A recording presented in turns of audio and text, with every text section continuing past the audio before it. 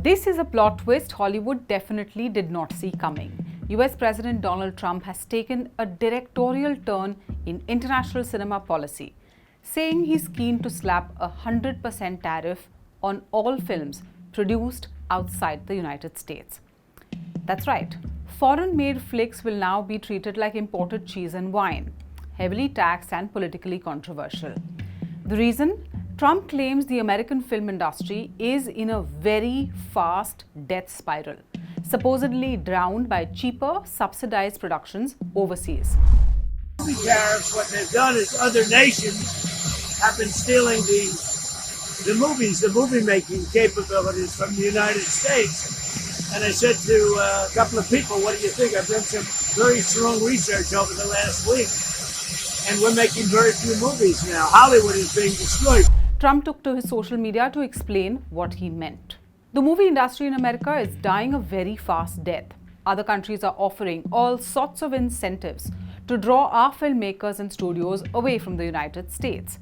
Hollywood and many other areas within the USA are being devastated. This is a concerted effort by other nations and therefore a national security threat. That's what Trump wrote. Yes, Trump has labeled it a national security threat. And he's authorized the Department of Commerce to begin the process of putting in place the 100% tariffs on movies that are produced outside America. According to Trump, Hollywood should be shooting in Iowa's cornfields, not New Zealand locales. Of course, this raises many questions, probably more questions than answers right now. But let's look at some data related to filmmaking.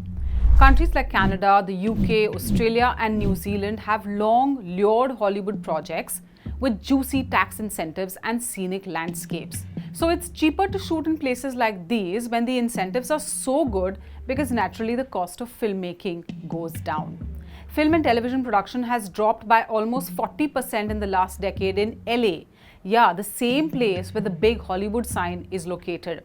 This is according to Film LA, which is a non-profit that tracks production in this region.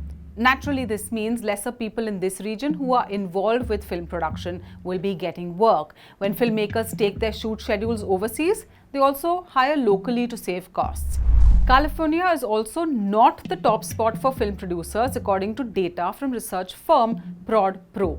Canada, Central Europe, and Australia rank better in terms of preference. The same firm's data for 2023 shows that about half of all the spending by US producers on movie and TV projects with budgets of more than $40 million went outside the US. Film and high-end TV production in the UK was worth roughly $7.45 billion in 2024. That is a 31% increase over 2023, according to the British Film Institute. So while production spends are going down in the US, other nations are making money off it.